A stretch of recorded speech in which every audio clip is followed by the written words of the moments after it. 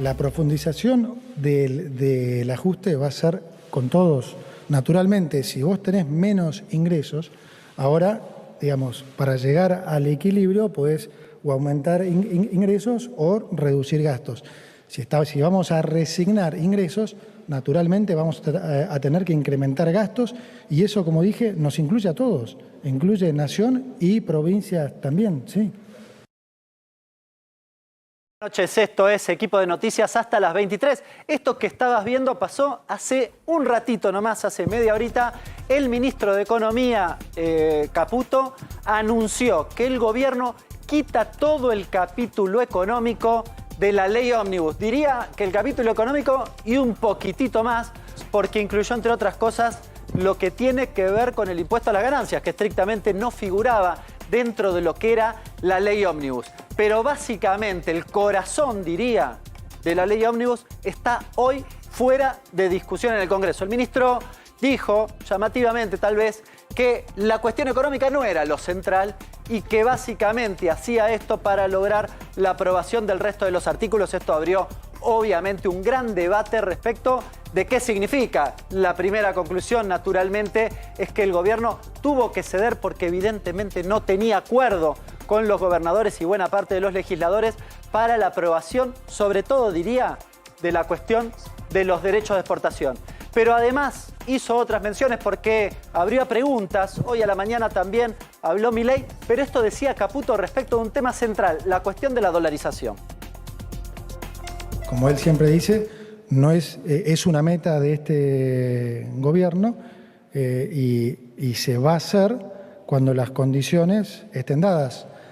Esa es la respuesta corta y verdadera.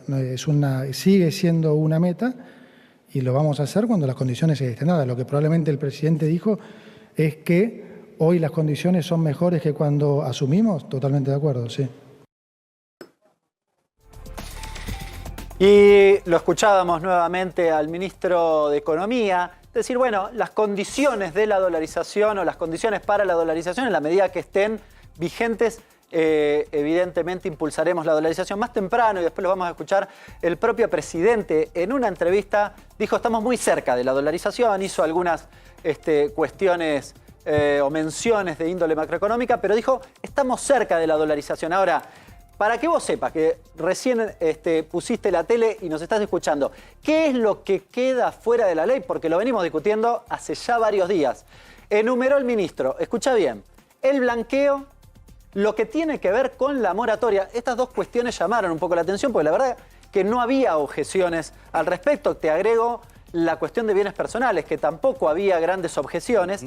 Y después sí, la cuestión de las retenciones, que era el tema central de la discusión en los últimos días. Ganancias, que como te decía, no estaba estrictamente en la ley, pero queda corrido también de la discusión.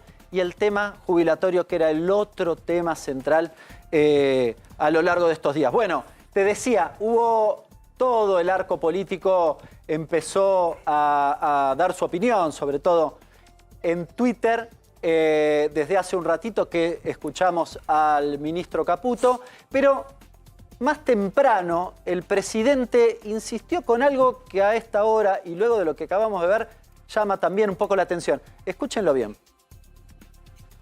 En la ley ómnibus, ¿cuáles son esos artículos en los que usted no está dispuesto a ceder, que son innegociables? No estoy dispuesto a negociar nada. Bueno, tengo entendido que ya hay 100 artículos menos de los que enviaron inicialmente. En realidad hay algunas mejoras. O sea, lo que nosotros sí aceptamos es que hubiera mejoras. Pero el resto no negociamos. Es decir, puede ser que algunas reformas en lugar de ir ahora puedan ir más tarde, pero no las negociamos. ¿Y algo en lo que esté dispuesto a ceder en esa negociación? En nada. En nada estoy dispuesto a ceder, llama la atención, insisto, habida cuenta de lo que acabamos de ver hace un ratito nomás en la conferencia de prensa del ministro Caputo, donde además de las modificaciones que ya había habido y de todas las cuestiones, el articulado que se había quitado de la ley ómnibus, se agregaron estas cuestiones que son, diría, el corazón de la discusión. A ver, para tratar de empezar a analizar lo que pasó. Primero, evidentemente no había acuerdo y el gobierno ha tomado esta decisión. Ahora, lo veíamos en el primero de los tapes. Lo que dijo Caputo es que no se negocia el déficit de 5 puntos. Y es más, mandó un mensaje importante. En ese sentido dijo, bueno, el ajuste va a ser para todos. Algunos gobernadores también lo han interpretado como una especie de segunda amenaza en relación a lo que pasó en los últimos días. Alguno también mencionaba, bueno, ¿qué es lo importante si no era esto lo importante? ¿Qué son? Las facultades delegadas. El presidente tiene intenciones que le voten las facultades delegadas y con eso entonces hacer todas las modificaciones que no pudo hacer o que no se pueden hacer porque finalmente no hay acuerdo en el Congreso. Se abren, como verán, varias preguntas respecto de lo que viene pasando y esta cuestión de la dolarización que hablábamos hace un ratito y que el presidente también hizo mención al respecto diciendo la base monetaria hoy es de 7.500 millones de dólares. Podemos prácticamente dolarizar en cualquier momento siempre y cuando, agregó, que logremos resolver la cuestión de los pasivos del Banco Central. El ministro Caputo además se encargó de aclarar que la decisión había sido del gobierno. Hoy, más temprano, hubo una larga reunión entre la hermana del presidente, Karina Milei. Karina Milei, ahí estoy, y Menem, el titular Martín Menem, de la Cámara. De la Cámara Baja. Y es probable que allí haya habido alguna respuesta al respecto, Gonzalo, ¿qué sabemos? La realidad es que la decisión que anunció el ministro de Economía, Luis Toto Caputo, se tomó hace no más de 2 horas, yo te diría hora y media, según lo que estoy pudiendo reconstruir. El gobierno se vio obligado a esto por la falta de consenso para la suba de retenciones de lo que es este paquete, porque jubilaciones se estaba encaminando la discusión, también se había encaminado la discusión con todo lo que tiene que ver blanqueo, porque lo hacían coparticipable, ganancias, porque beneficiaba a todas las provincias por tener un monto más en las cajas, obviamente en detrimento de los trabajadores que iban a tener que pagar ese tributo, pero hay una cuestión de, que acá incluso me la están explicando nuevamente, hay una cuestión de la forma en la que funciona la Cámara de Diputados.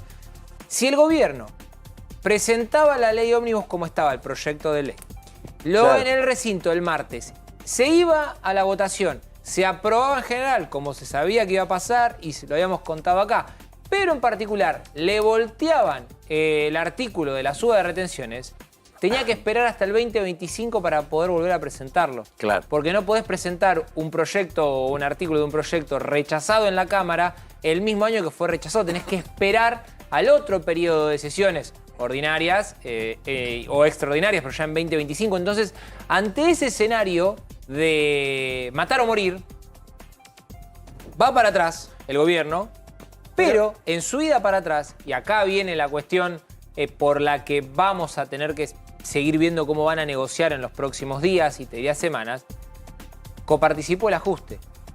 ¿En qué sentido? Es un mensaje también a las provincias. Porque las dos cuestiones que sacó del paquete es el blanqueo, que se había acordado que sea coparticipable lo que se recauda por ese blanqueo, y la reversión del impuesto a ganancia, la cuarta categoría, con nuevas escalas, como habíamos contado acá, pero que también es un tributo coparticipable. A lo que yo estoy preguntando y me están respondiendo con... ¿Vieron el emoji que hace así? Como que, no sé. Bueno, y si se ponen de acuerdo todos los gobernadores, porque no todos tienen la misma capacidad de bancar el ajuste. Hay gobernadores que pueden tirar 9 meses con este escenario y hay otros que necesitan una resolución ya, ahora. ¿Y si se ponen de acuerdo para obligar a Javier Milei a firmar su primer veto? Que sería presentar un proyecto en sesiones ordinarias donde se coparticipe el impuesto al cheque y el impuesto país, que es algo que vienen pensando hace tiempo. Lo obligan al presidente a vetarlo. Claro, pues votos sobran para esa... Cualquier iniciativa que se pongan de acuerdo los 23 gobernadores y el jefe de gobierno, los votos sobran. Y si viene por ahí la réplica, porque alguna réplica va a haber. Claro. Insisto, sí, y acá también me lo están apuntando, hubo conversaciones durante todo el día para que esto sea lo más ameno y coordinado posible. Si vos te fijás, durante toda la tarde salieron gobernadores de distintos partidos a decir que hay todavía cuestiones en las que no se está de acuerdo con el gobierno, pero se avanzó en las negociaciones, el famoso preparando el terreno. Después obviamente me entero porque ya el gobierno había sondeado que no había forma de que salgan ciertas cuestiones. Pero hay que ver cómo sigue la relación con las provincias, que tiene en un rol central a la persona que estamos viendo ahora, el ministro de Economía, Caputo, que, recordemos, protagonizó una serie de amenazas a los gobernadores, y ver hasta qué punto también juega el factor Milei. Eso va a definir cómo va a ser la réplica de los gobernadores. Era llamativo verlo a Caputo, ministro de Economía, decir lo económico no es lo importante. Sí, claro. Fue una conferencia... Lo que pasa es que ahora este señor, que estamos viendo en pantalla, tiene la llave del ajuste. ¿Qué le queda fuera? ¿Qué organismo, qué raviol del gobierno que tenga que ver con el manejo del dinero o la ejecución de partidas por fuera de lo que es la seguridad social o la asistencia social quedó fuera de la mano de Caputo? Podemos interpretar que la decisión de anoche, la de que el ministro de Economía o el Ministerio de Economía absorba infraestructura, está relacionada con esto que se acaba de anunciar. Mirá, hoy estuve hablando, y perdón que les cambie de tema, pero hoy estuve durante todo el día buscando reconstruir cómo fue la salida del ex ministro de Infraestructura, Guillermo Ferraro. Y ministros, secretarios, subsecretarios de Estado me apuntaban de que nunca lo habían visto hablar con un periodista. Entonces, le tenían ganas de decirlo. Entonces, ¿no? ¿Viste que yo ayer te contaba que era el deep throat, el garganta profunda, era otra persona? De hecho, en esta línea lo que está contando Gonzalo es lo que dijo hoy Diana Mondino, la canciller, que es hasta ahora la única funcionaria que habló del tema. El tema, Enón, claro. Enón dijo, no me consta lo de la frase. Por eso. Es más, hasta dijo, yo esa frase en la reunión de gabinete no la escuché. Marcaba esto del tema económico. Con una colega que vos conocés bien, Hernán, Eugenia Mucio, estuvimos indagando sobre esta cuestión durante el día de hoy y llegamos a esa conclusión, de que no había ningún indicio que indique que era la fuente Guillermo Ferraro. Que había salido de ahí. Claro, aclaremos por favor porque escuché la risa del productor, es porque es una colega periodista que lo estima mucho y siempre la da muy bien. No, porque el productor es tremendo, ¿viste? Acá son de terror. No es necesario. No lo había escuchado. Ni siquiera lo dicen por cucharacha, se escucha gritos. Son tremendos, son tremendos. Al aire. Pero nos acompaña esta noche además Fabián Medina. Fabián, ¿cómo viste la conferencia de prensa? ¿Lo decimos fino o lo decimos como en el barrio? ¡Epa! Como en el barrio. Barrio. Nos estás mojando la oreja, dale. Reculo en OJ. No, para. En el barrio sí es chancletas. Bueno, en OJ porque ellos son finos, ellos son de Canino. Ok. El tema es no solamente ganancias, también tiró para atrás el pago adelantado de bienes personales. Sí, efectivamente. Y el único organismo que le quedó por fuera de economía para recaudar es la IGJ. La IGJ recauda mucha plata a través del Ministerio de Justicia por todo lo que es los trámites que te cobran. La querían pasar a la órbita de la ciudad igual, ¿no? La IGJ todavía no. La IGJ no. Lo que quieren pasar a la ciudad son los juzgados. Sí, que ya dijeron que no. Lo sacaron porque la justicia le dijo básicamente no. Ahora, ¿cómo sigue esto? Si tengo que tomar, también tenemos que tomar lo que dijo el presidente. Podemos dolarizar con 7.500 millones de dólares. Si te metes en el Banco Central y pones base monetaria, circulante, más depósito, más ex-LELIC, letra de descuento, son 76 billones de miles de pesos. Claro. Contra 7.500 millones te da muy alta el número para convertir. Yo creo que es un discurso de campaña. Ustedes son los que saben de economía. A mí me llama la atención clave el capítulo económico, si no el ajuste lo van a hacer las provincias de hace 2 días, sacamos todo el paquete económico. Eso es como que... Quieren que se apruebe la ley. Sí, está bien, pero Lo cual no quiere decir que salga aprobada, porque está plagada de ratificación del DNU 70. Pero lo que venimos escuchando todos estos días, que lo contaban muy bien. No negocio, Gonzalo, te decían. El gobierno planteaba como centrar las retenciones y la reforma jubilatoria que ahora lo quite. Es más, hay una parte del discurso de Caputo, me lo anoté porque me llamó la atención, que dijo, estamos en mejores condiciones que cuando mandamos la ley. Sí, llamativo. ¿Quieren? Vamos a ver cómo decía Caputo que sacaban justamente todo este capítulo de la ley ómnibus. Hemos decidido retirar el capítulo fiscal de la ley de bases, de manera de facilitar y acelerar su aprobación.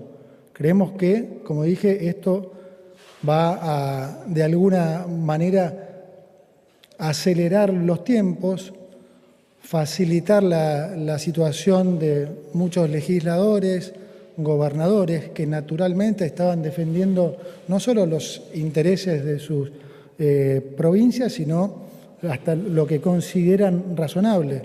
Compartimos eso. Es el paquete esencialmente de estas 5 medidas que son el blanqueo, la moratoria, el adelanto de bienes personales, la ley de ganancias y las retenciones. Puede incluir también el cambio de la fórmula jubilatoria. Bueno, allí detallaba justamente todos los puntos que quedan afuera, incluyó, vieron al final, la cuestión de la jubilación o de la movilidad jubilatoria. Un dato que a mí no me parece menor, recién lo retomábamos. A ver, hoy no hubo conferencia de Adorni. Se suspendió la conferencia de Adorni. Y esta conferencia se hace a las 20 de un día viernes. ¿Para qué? Para que la gente dijera, los propios dijeran lo que están regulando. Puede ser. Yo creo que también hay un segundo capítulo que tiene que ver con la cuestión económica. Y después, hay algo que vos no nombraste y que te gusta nombrarlo. Dígalo. El Fondo de Garantía de Sustentabilidad no hablaron. No hablaron del Fondo de Garantía.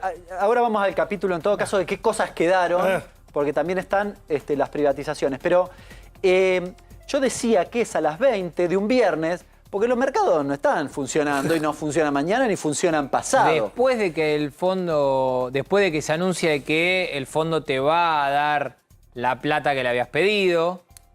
Sí, y que habías tenido éxito con el Bopreal. Es decir, había quizás para mostrar alguna cuestión.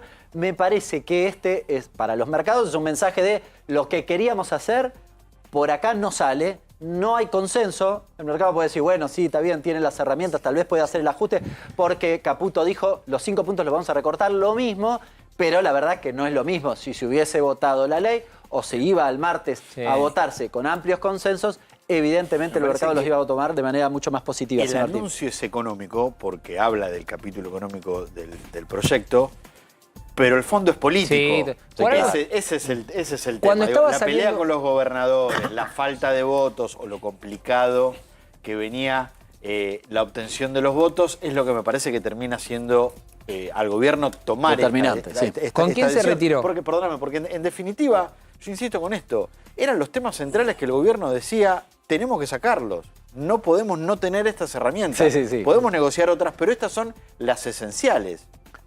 ¿Sabés cómo se dan cuenta de que fue una cuestión más que económica, política? ¿Con quién estaba el ministro Caputo cuando se estaba retirando de la Casa Rosada? Ahí en la explanada, ¿con quién lo veíamos? Lo vi yo. ¿Quién estaba? Con Santiago Caputo.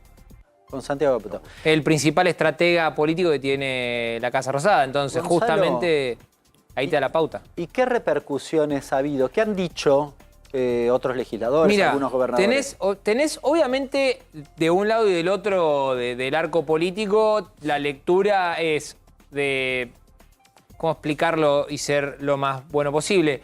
De asimilación de la derrota del gobierno. Algunos dicen, no, perdiste porque no quisiste sentarte a negociar como deberías haberlo hecho. Otros dicen, perdiste porque no entendés nada y empezaron incluso algunos a... Un tuit muy gracioso de Malena Galmarini.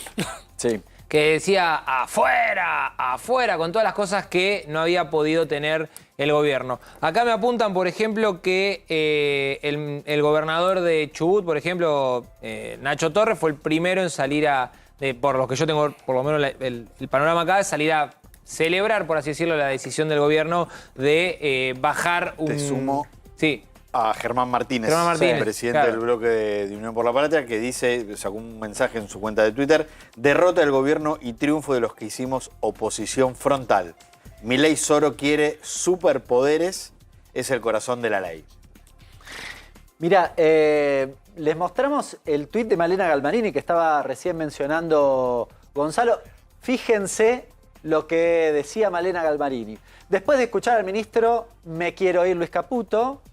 Eliminación de la fórmula jubilatoria, afuera. Blanqueo para los evasores, afuera.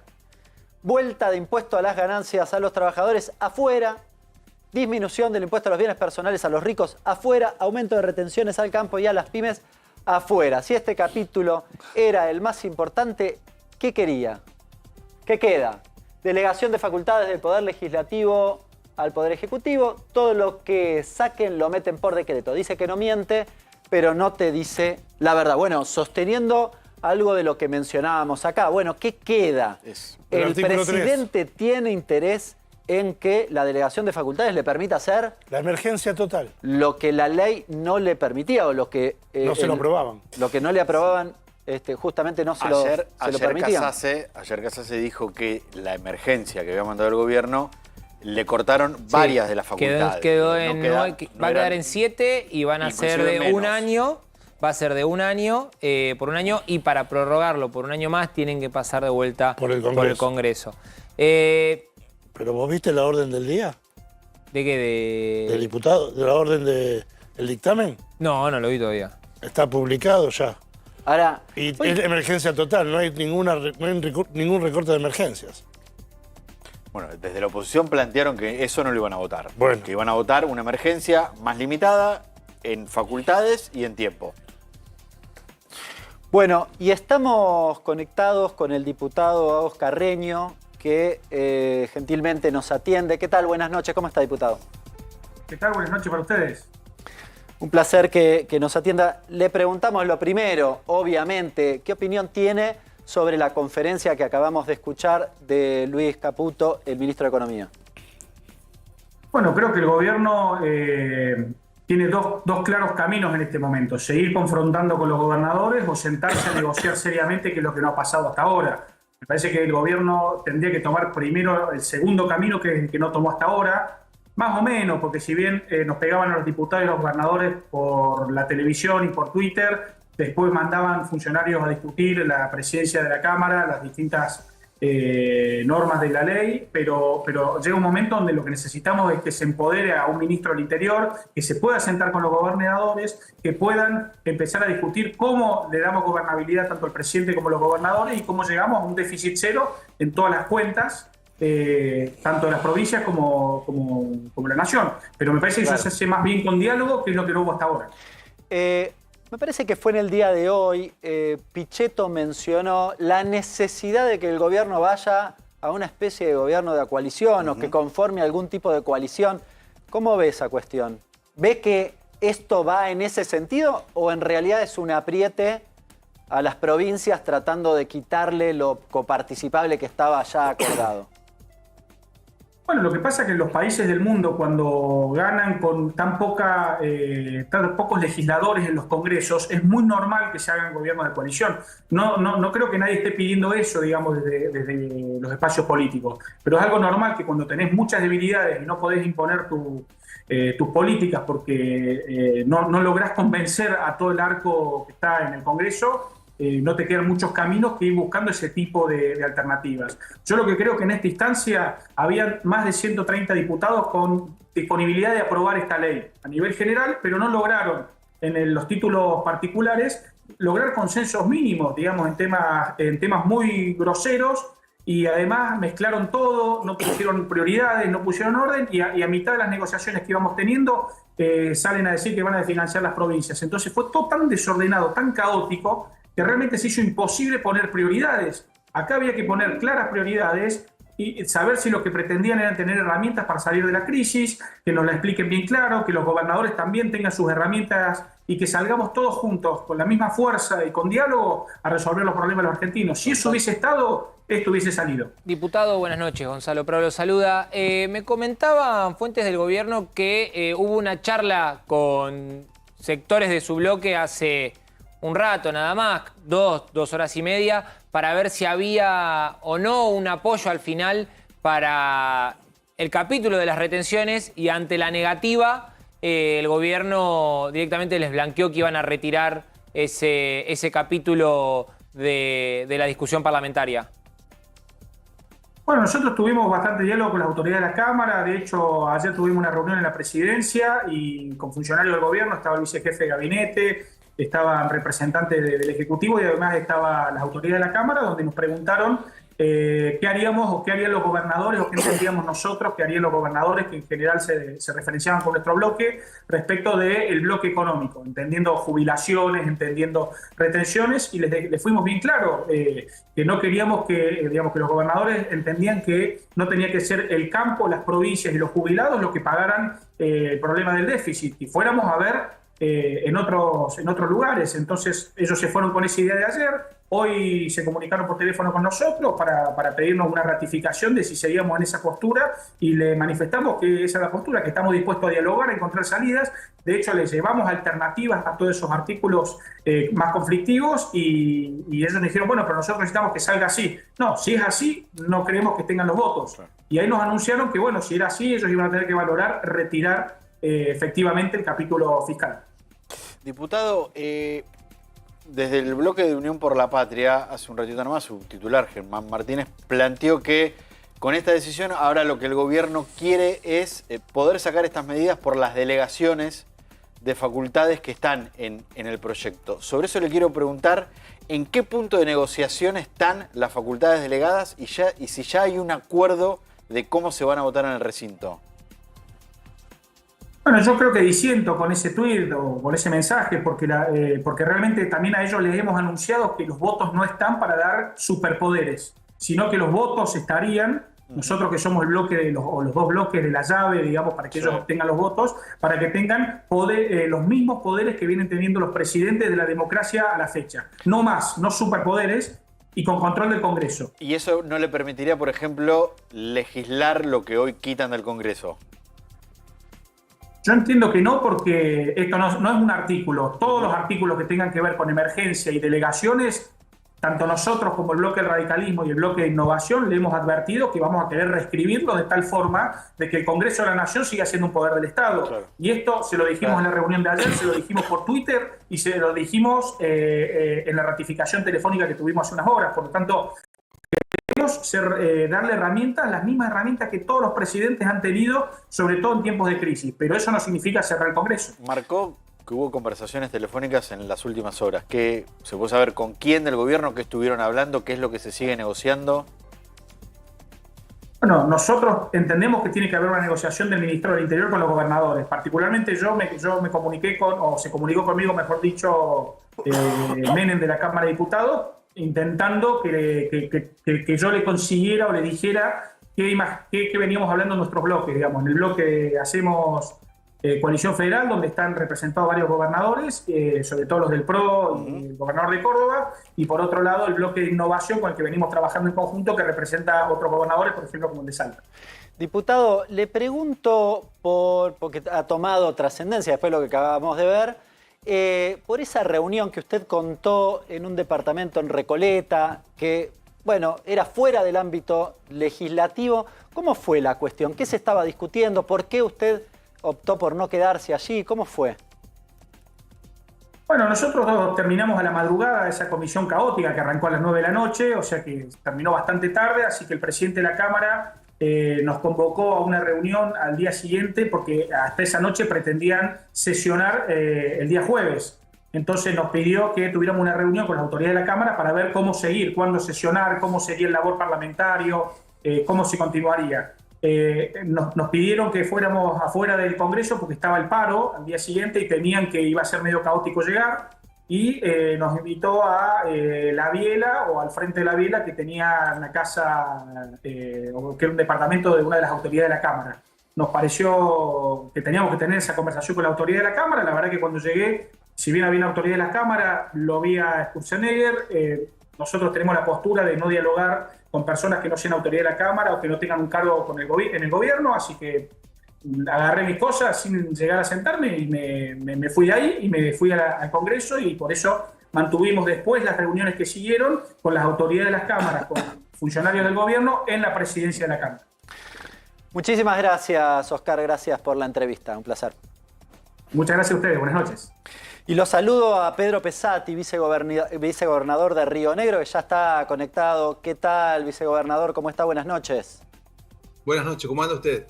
Bien, acá siguiendo de cerca naturalmente las noticias. ¿Ha visto la conferencia de Caputo? Estaba leyendo recién, no pude verla, estuve leyendo recién algunas de las cosas que se han ido publicando en función de esa conferencia. ¿Y qué opinión le merece? Le informo por si no llegó a leer todo. Saca todo el capítulo económico, básicamente lo que tiene que ver con las retenciones, lo que tiene que ver con las jubilaciones, con ganancias en términos groseros, y la cuestión del blanqueo. Bueno, me parece que, sí, yo eso lo había alcanzado a leer. Me parece que hay una cuestión ahí que tiene que ver con la cuestión más de fondo, ¿no? Con la delegación de facultades que quedan establecidas en el proyecto de ley Ómnibus, y que, bueno, esto que están sacando hoy con las facultades delegadas también la podrían poner mañana. Me parece que en este caso habría que establecer garantías para que los que están sacando no lo vuelvan a poner después, en caso de que esas facultades delegadas se deleguen tal como están previstas hoy en el texto que está siendo debatido, ¿no? Es decir, usted ve que hay casi una trampa, diría, no sé si el casi va, de hecho, una trampa en el sentido de que la delegación de facultades permitiría avanzar en todas estas cuestiones que hoy dejarían de lado. Bueno, sin ninguna duda, ¿no? Porque han dicho muchas veces, y el propio presidente lo ha dicho, que él no estaba dispuesto a resignar ni un punto ni una coma de lo que él considera la llave para encontrar la solución a los problemas argentinos. Por lo tanto, si están tan convencidos con ese nivel casi fundamentalista en el plano de sus convencimientos, bueno, quizás lo que están sacando hoy lo tienen pensado después poner a partir de las facultades que están también exigiendo que se apruebe. Pero usted ha hecho algunas declaraciones en las últimas horas vinculadas a algo así, corríjame, pero diciendo, bueno, el sur puede dejar sin energía a la Argentina, un poco respondiéndole a la amenaza de lo que había sido Caputo con su tuit hace 48 horas atrás.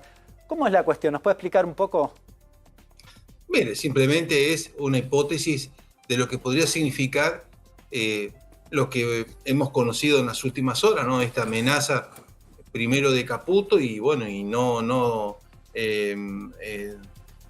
que también, bueno, trasciende como una amenaza que dejó trascender el propio presidente en una reunión de gabinete donde dijo: los voy a poner de rodillas a los gobernadores, les voy a fundir las provincias. Y Caputo diciendo: no estoy amenazando, pero si no me aprueban la ley como viene, seguramente el ajuste va a ser peor y van a sufrir mucho más. Estoy más o menos resumiendo todo esto que sucedió en 2 días, ¿no? Anteayer y ayer. Bueno, si lo que están proponiendo es poner de rodillas a las provincias, fundir a las provincias, bueno, las provincias por supuesto que se van a tener que defender. Y en una situación de hipótesis caben varias de ellas. Usted sabe, en la década del 80, un rionegrino, un reginense, el ingeniero San Martín, escribió un cuento donde ahí imaginaba una situación en que Buenos Aires, agrediendo a la Patagonia con determinadas políticas, obliga a la Patagonia a cortar la energía que le suministra al resto del país y fundamentalmente a Buenos Aires. Bueno, ayer yo hice un tuit en donde justamente planteaba un poco esto, ¿no? No sea cosa que tanto apretar a la Patagonia, apretar a los gobiernos provinciales, obliguen a las provincias también a tomar una réplica. Y la réplica no sea otra que también decir: muy bien, nos quieren quitar los recursos que nos corresponden. Pues bien, nosotros tenemos la producción del 90% de la energía que se consume en Argentina.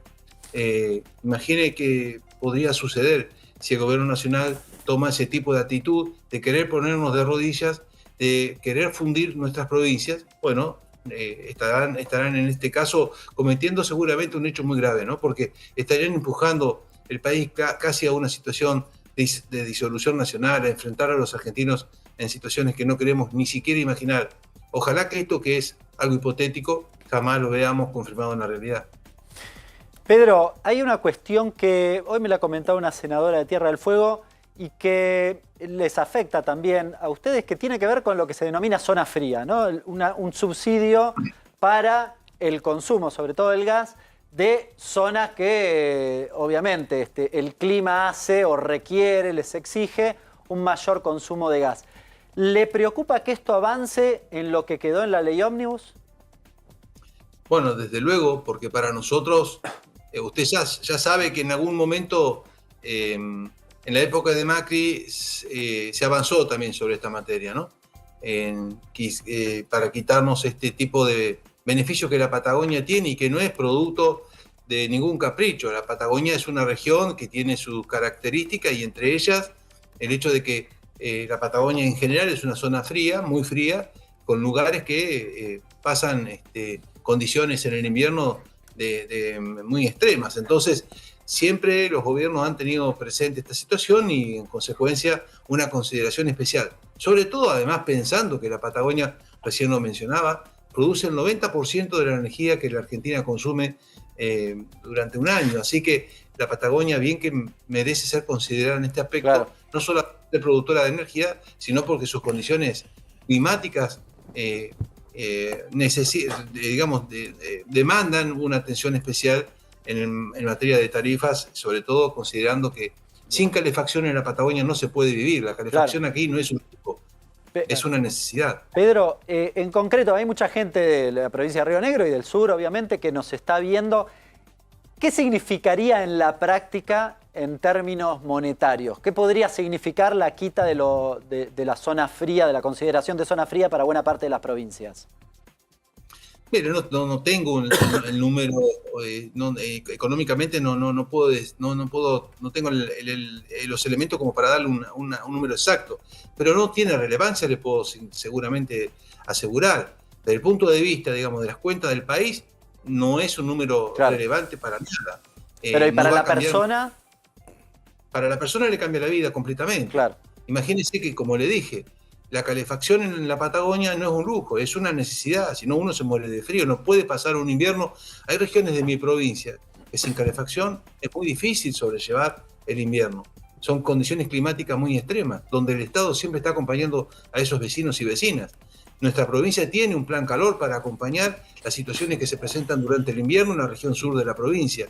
Y en consecuencia, la presencia en estos casos es fundamental, y que el Estado Nacional acompañe a las poblaciones de nuestro sur, de la Patagonia, con tarifas especiales, es fundamental, porque de lo contrario se vuelve muy cuesta arriba, casi imposible para cualquier ciudadano de la Patagonia costear lo que significa un invierno por el alto consumo de energía que se necesita para atravesar un invierno duro y crudo como habitualmente tenemos.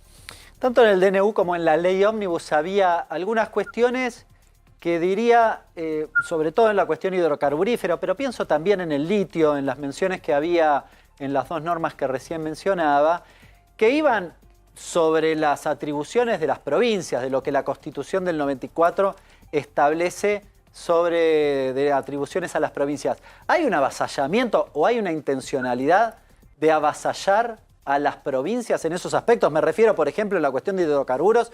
En la primera norma decía, por ejemplo, que el Estado Nacional podía otorgar concesiones, lo cual evidentemente la Constitución no permite.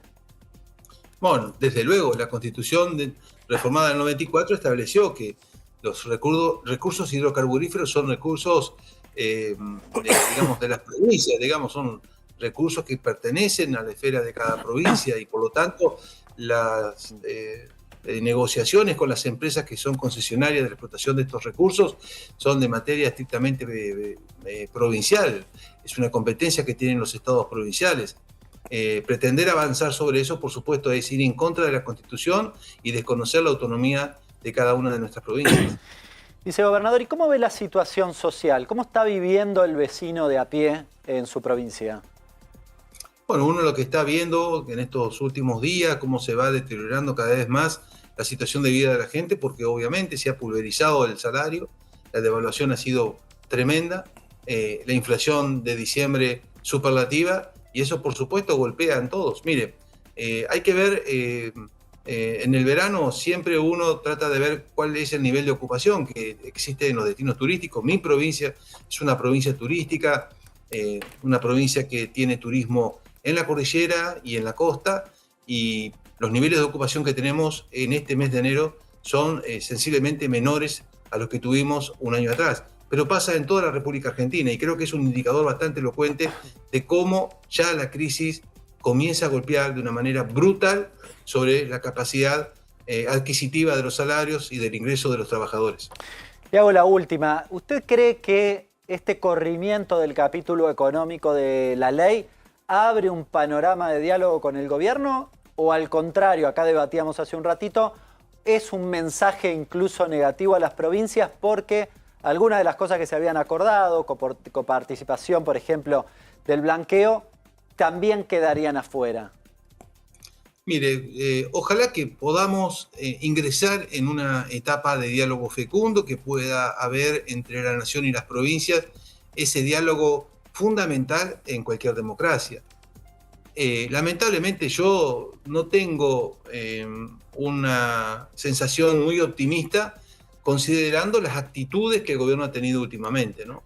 El gobierno va a tener que demostrar que tiene vocación realmente de diálogo y que el diálogo se basa fundamentalmente sobre el respeto y que el respeto es la clave para que pueda prosperar el diálogo que la Argentina necesita.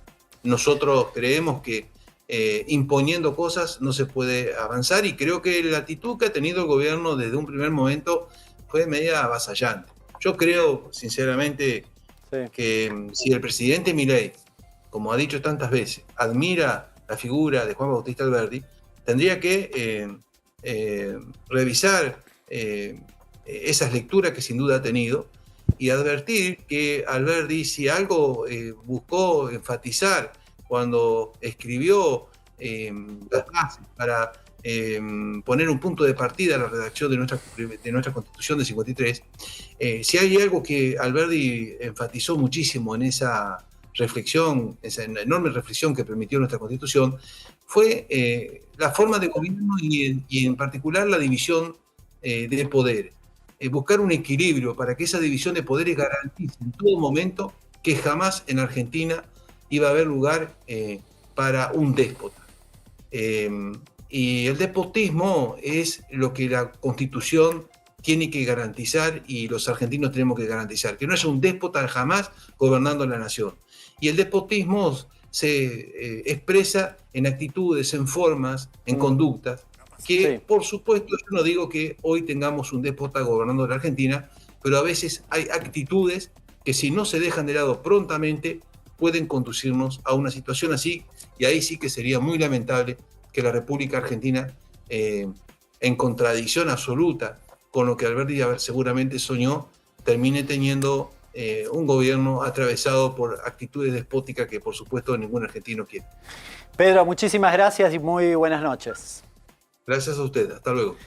Y nosotros cambiamos de tema, vamos a hablar de la cuestión de seguridad, obviamente también, tema central en el debate público, en la vida cotidiana, diría, de cada uno de los argentinos. Nos acompaña el ministro de Seguridad de la provincia de Buenos Aires, Javier Alonso. ¿Cómo estás, Javier? Buenas noches. ¿Qué tal? Buenas noches. Permitime arrancar preguntándote, hace unos días, ya sos casi habitué acá del panel, pero te quería preguntar, escuché al gobernador Axel Kicillof con un dato que me llamó la atención. Él decía el 83% de los casos de delitos se resolvían en las primeras 24 horas, pero básicamente detenían al delincuente, a las 24 horas estaba en libertad. ¿Cómo es esto? Bueno, lamentablemente tenemos una situación grave. Sabemos que la policía es auxiliar de justicia, en este caso el Ministerio Público Fiscal. Tenemos un sistema donde el fiscal es el que orienta la investigación, el que lleva adelante la investigación. Hay un juez de garantía que es quien convalida el proceso de la investigación y después la elevación a juicio donde se resuelve la situación. Y muchas veces nos pasa que, bueno, tenemos diferencias con los fiscales porque hay una situación como muy obvia y la justicia, en este caso de la fiscalía, termina liberando detenidos que están en una situación claramente delictiva, ¿no? Nos pasó en un montón de situaciones. De hecho, ustedes vieron que las personas que detuvimos en el caso de UMA, que seguimos buscando, porque nosotros tenemos 4 detenidos en este momento, estamos buscando uno más. La banda son aproximadamente 10 personas, hay 8 o 10 personas involucradas de esa banda, por más que hayan 4 en ese auto. Toda la información que nosotros vamos relevando en esa zona es que serían unas 10 personas las que integran esta organización criminal, y todos ellos tenían antecedentes, o sea, todos ellos nosotros los habíamos encontrado en un delito similar. Lo mismo pasó en el caso del homicidio de Chascomús, donde el chico que muere, que es asesinado, su homicida ya tenía un antecedente similar, con una tijera en vez de con un hierro de construcción. Y bueno, en ese caso la víctima se había salvado, pero estaba libre y terminó matando cuando, si hubiese estado preso, no hubiera matado, ¿no? Es una lucha constante, te diría, en ese sentido. Hablé mucho con el procurador Contegrán al respecto. Tenemos que poder construir una política criminal, sobre todo respecto al crimen organizado. Yo creo que es hora de que demos un acuerdo político, institucional, donde tanto la Procuración como la Justicia, las diferentes fuerzas políticas, le tenemos que poner un coto a esta situación que está cada vez más violenta. Ustedes habrán visto el caso de Castelar de hoy, que es similar a lo de UMA, o sea, se intenta hacer un robo de un auto, no se da ese robo porque las personas huyen y los delincuentes disparan. Entonces, Javier, ahí me detengo un segundito y permíteme. Si hay algo que llama la atención en los dos casos, es justamente la hazaña, si querés. ¿Por qué la necesidad del asesinato? Cuando la verdad, uno diría, bueno, el objetivo no era ese, el objetivo era robar el auto, supongamos, cometer el hecho delictivo, obviamente sin justificarlo, pero llama la atención el nivel de violencia que hay asociado a cada uno de estos hechos. Mirá, desde el punto de vista de una racionalidad, desde algún sentido común, si se quiere, ¿no? O sea, se supone que, o hasta ahora, el sentido común es que el delincuente robaba para obtener un botín, ¿sí? La verdad que cualquier delincuente que dispara, todos estos, en estos dos casos, van a enfrentar cargos de homicidios agravados. Claro. O sea, van a tener una pena mucho más grande. Entonces, la verdad que uno piensa, ¿el objetivo era robar o hay otro objetivo? Me parece que esto es lo que nosotros tenemos que comprender. Hay una juventud, fíjense, ustedes saben que el 75% de los presos tienen menos de 25 años, y en todos estos casos que nosotros estamos viendo, nos encontramos con jóvenes de 20, 17, 22, 18, 19 años, que se muestran proclives a matar. Y ahí hay una construcción de una identidad de un gatillero, de una identidad que busca hacer un daño. Tal vez en algún sentido para promocionarse para otra banda, para decir, acá estoy yo, puedo liderar una banda, puedo hacer el que mata. Mirá, yo creo que estamos viendo unos niveles de violencia que no tienen que ver con el delito. Yo lo vengo planteando, que están asociados a una situación de narcotráfico. Hoy recibí a los heridos y familiares de las personas asesinadas en la toma de la tosquera Matanza. De La Matanza. La verdad, yo creo que hay... No creo que tengamos en nuestra historia un antecedente como este, claro, ¿no? O sea, una toma tan agresiva donde algunas de las pericias indican que hasta se remataron a algunas de las personas en el piso, digamos, ¿no? Fue una emboscada eso. La verdad que había un montón de personas con un montón de necesidades habitacionales. Uno puede discutir la metodología de la toma, ¿no? Que por supuesto nosotros estamos en contra de las tomas, pero también había mucha de esa gente que había sido estafada y que había comprado un terreno pensando que era parte de un desarrollo inmobiliario. Se produce una corrida y 750 metros después son asesinados. Y uno no entiende por qué esa hazaña y esa lógica. Lo que uno ve es que hay una lógica de narcotráfico asociado a estos diferentes ¿En el caso hechos. de Matanza también? En el caso de Matanza hay una estructura criminal donde uno empieza a ver un componente, ¿sí? Donde uno ve que hay una toma. Sabemos que estamos hablando en uno de los límites poblados del conurbano. O sea, cuando uno va en el helicóptero y mira, uno ve que ahí termina la lógica del conurbano poblado, ¿sí? Y que todo eso se fue dando con una gran toma que ocurrió en el año 2019. Y uno ve que en esas zonas descampadas hay alojadas bandas que nosotros fuimos golpeando, pero que si nosotros no terminamos, ¿sí?, con esa violencia, si nosotros no terminamos logrando que la justicia condene a las personas, a estos gatilleros, fíjate que en el caso de La Matanza había una estructura criminal bastante profesionalizada, con entrenamiento militar, si se quiere, sí, con un arma larga, sí, y después una serie de gatilleros, ¿sí? Entonces, esto es lo que nosotros estamos viendo. La policía está construyendo toda esa inteligencia criminal. Estamos en este momento haciendo allanamientos por el caso de UMA, estamos haciendo allanamientos por el caso de Matanza, estamos haciendo allanamientos por el caso del Uber. Un montón de situaciones que todas tienen en común jóvenes disparando. Claro. Carlos. Preguntarle, usted ocupó cargos vinculados a la formación de la policía también. Entonces, por supuesto que el tema de la inseguridad hay que abarcarlo de distintos puntos. Sí. Pero ahora, ¿qué se puede hacer para tener una policía cada vez más profesional?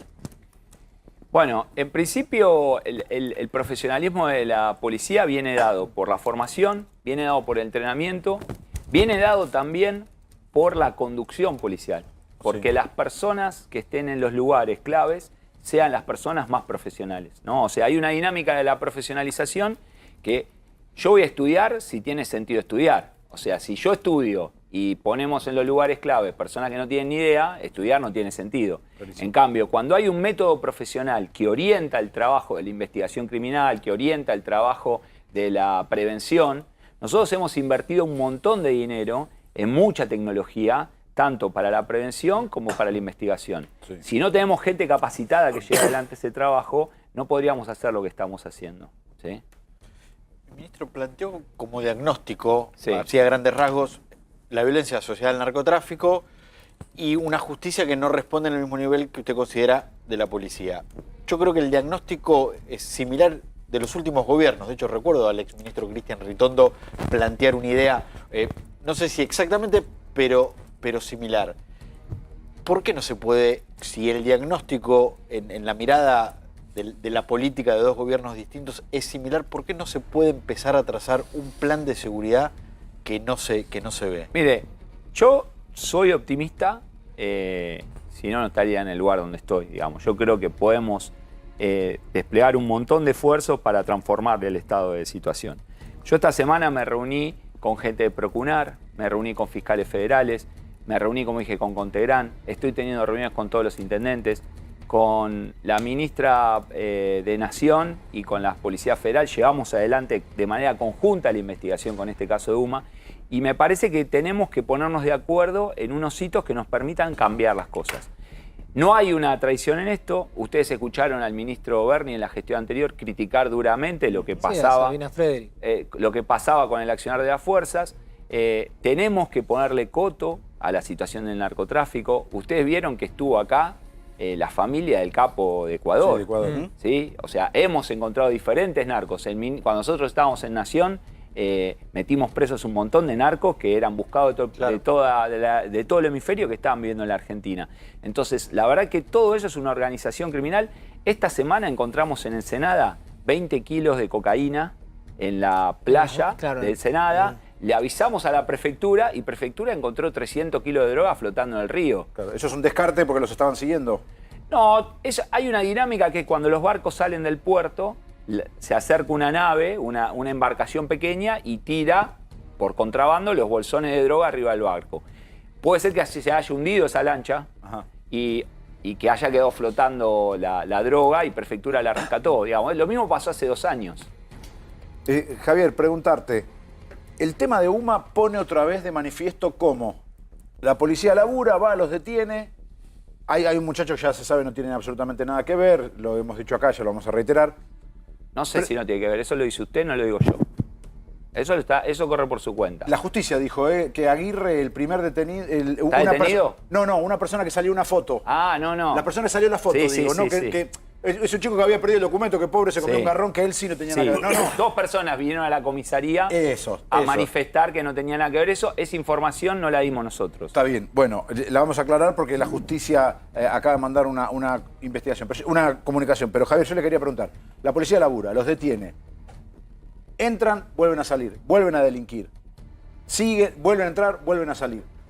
¿Existe la posibilidad de una vez por todas que se enmarque la reiterancia dentro de la justicia y que la justicia se ponga los pantalones largos para poder darle la respuesta que la sociedad necesita? Mire, el día de hoy, la policía de la provincia de Buenos Aires tuvo un procedimiento donde se da una persecución con un delincuente, hay un enfrentamiento, el delincuente abre fuego contra la policía, lo perseguimos, terminamos hiriéndolo en el glúteo, lo terminamos deteniendo, lo llevamos a la fiscalía, una persona que había cometido un encubrimiento, que tenía arma de fuego, que le disparó a la policía, y el fiscal... Estas imágenes estamos viendo ahora. Exactamente, esas imágenes que estamos Sí. viendo. Eso es La Plata, ¿no? Eso es en La Plata. Sí. ¿Y qué pasó? Y hay un fiscal que le dio la libertad.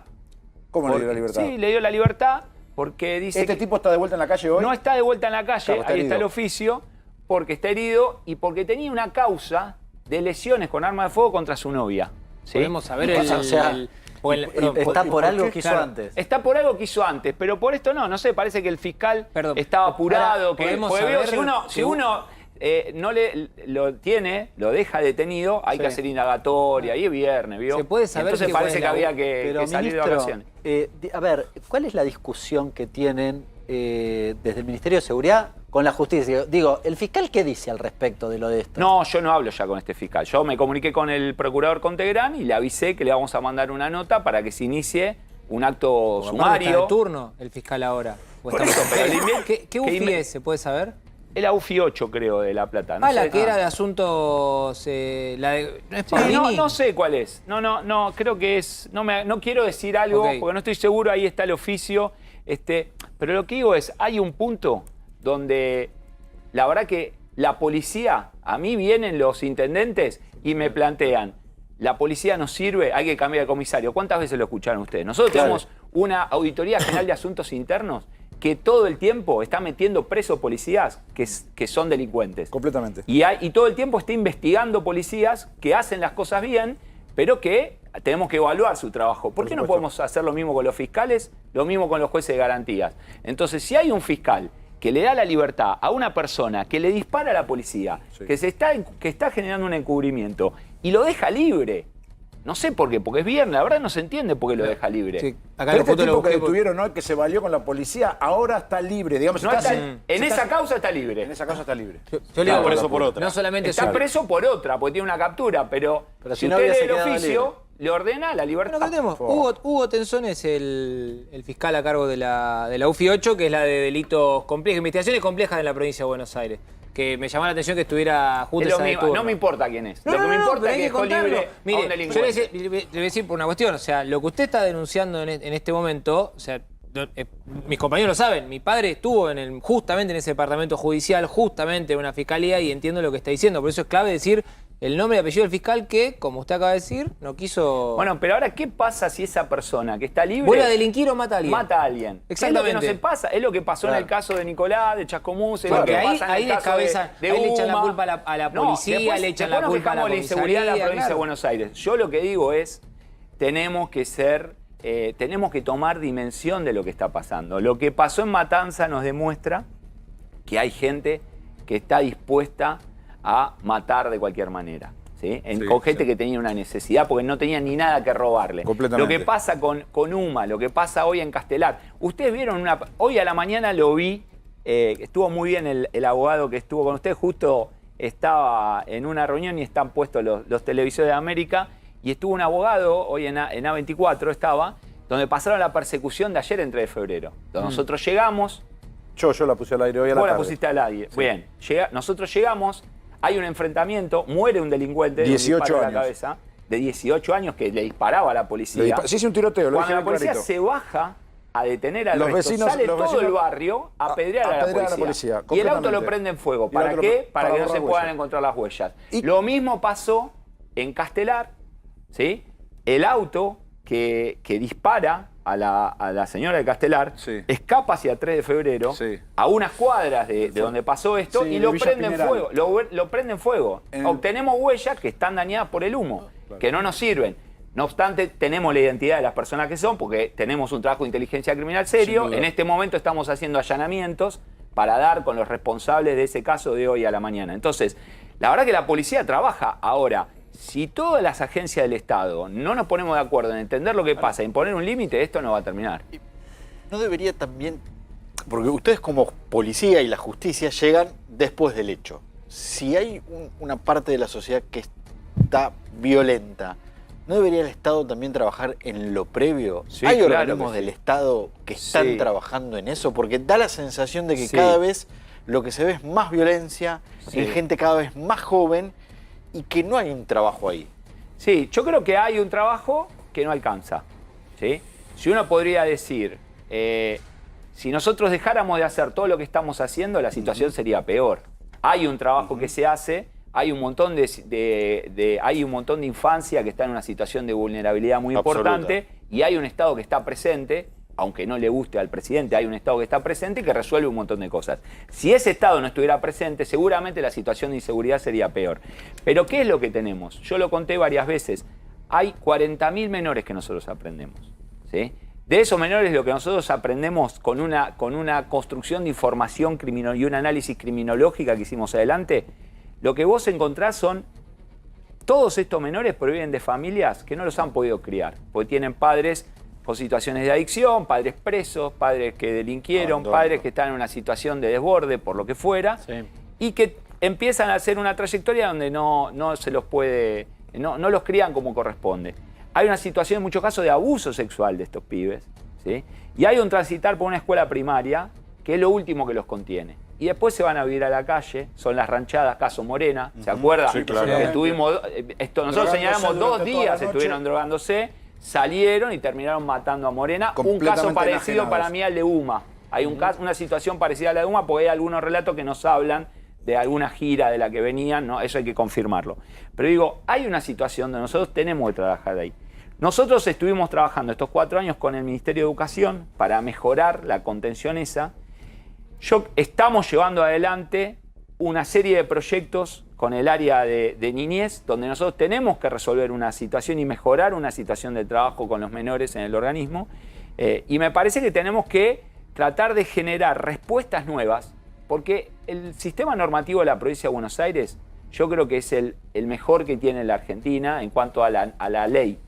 A los jueces tienen muchas cuestiones que tendría que tomar que no las toman, pero están habilitados a tomar. Si hay un menor de 14 años que mata a alguien, pueden ordenar una medida de encierro. Claro. Ahora, ¿qué necesitan esos jueces? Que haya mejores respuestas del Estado para resolver esta situación. Y en eso estamos trabajando. La última, Carlos. Sí, corta porque nos quedamos sin tiempo. Gracias por su tiempo. Javier, preguntarte, la imagen que dieron por esta tragedia, vos y el funcionario nacional, el secretario nacional, es una imagen que la gente, si bien hay una bronca enorme, la gente agradece.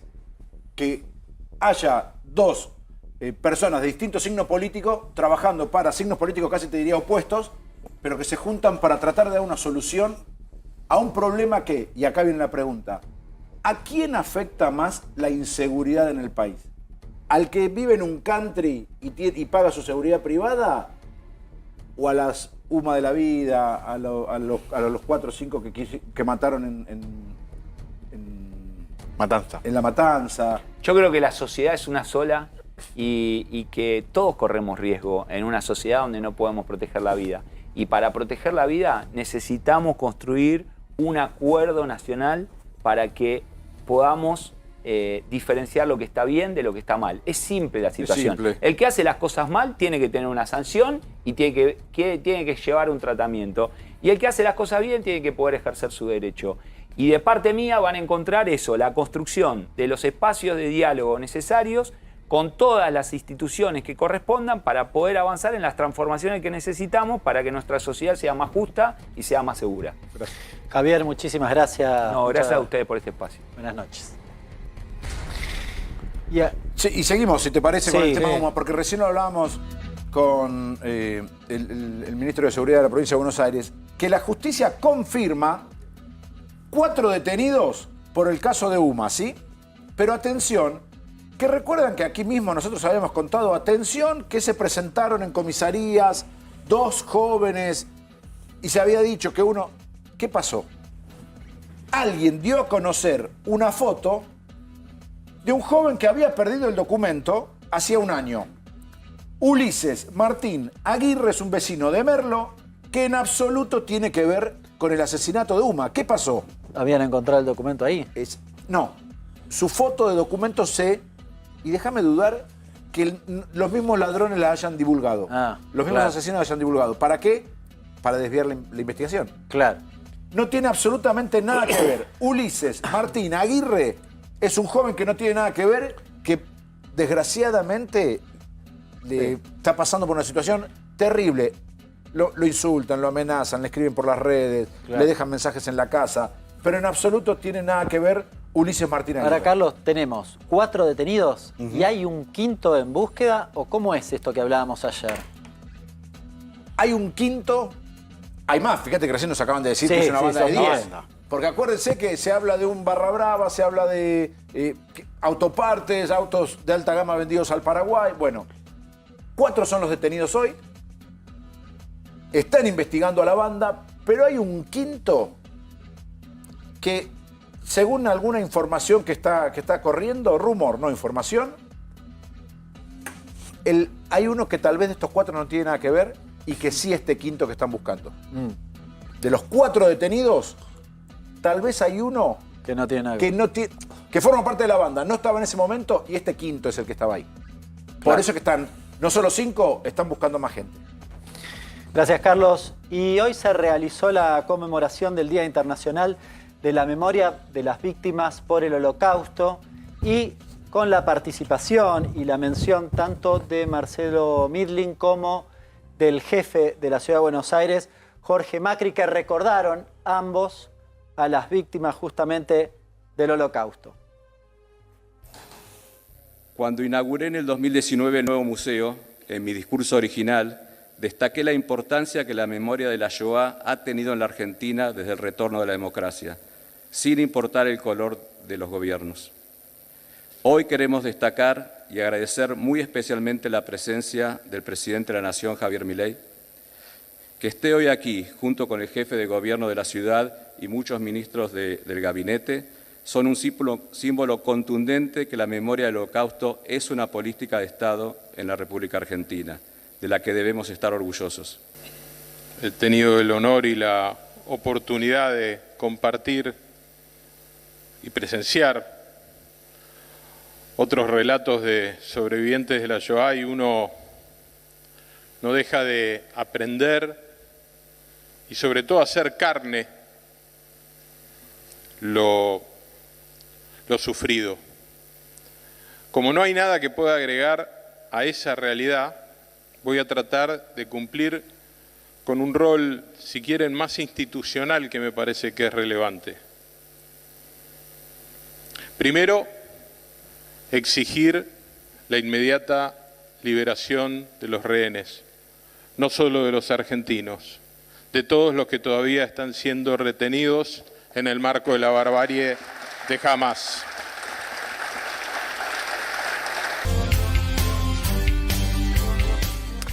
Y el Centro de Operaciones y Monitoreo de La Matanza permitió apresar justamente a un delincuente en Ramos Mejía que había cometido varios ilícitos. Justamente este nuevo sistema logró que se detectara quién había sido el autor de los delitos y que pudiera ser apresado. Mirá las imágenes.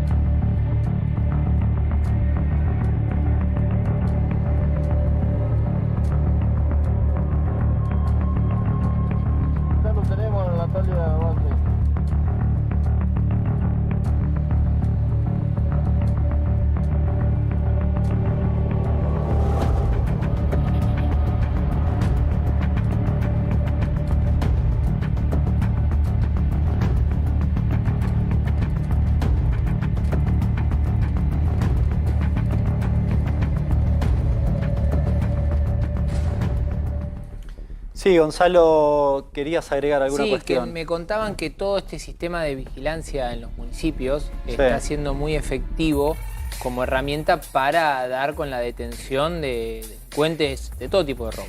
O sea, robo, homicidios, etcétera, etcétera, etcétera. Por eso es una herramienta que cada vez está pidiendo más la justicia.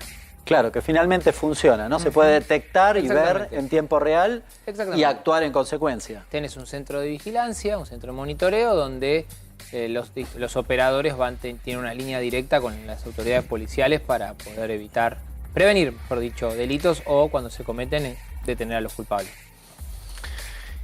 Y seguimos nosotros en el programa. Recién veíamos en las imágenes justamente una zona muy céntrica en Ramos Mejía donde veíamos muchos comercios. Y queremos mostrarles un anticipo de algo que está viviendo nuestro país en este momento y que tiene que ver con la realidad de las pymes. Yo, de hecho, soy de un distrito como San Martín, es un distrito típicamente industrial pyme y que cuando hay crisis, cuando cae la actividad económica, en general se ve, se escucha, empezás a escuchar el silencio de la máquina no funcionando. Buena parte de esto se los contamos en una investigación que hicimos con A24.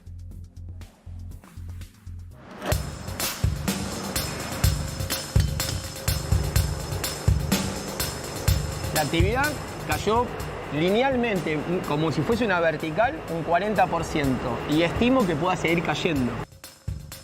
La apertura de importación indiscriminada, que te venga una bicicleta en una caja, es directamente proporcional a tener que despedir gente. Nosotros no tenemos miedo de competir, ni siquiera tenemos miedo a la importación. Un trabajador no puede comprar ninguna de estas bicicletas. No llega, no le da el sueldo para comprar una bicicleta. Nosotros lo que vemos es que cuando el bolsillo empieza a afectar a la gente lo primero que hace es dejar de gastar en empilcharse, en salir, en vestirse. Y acá tenemos las consecuencias.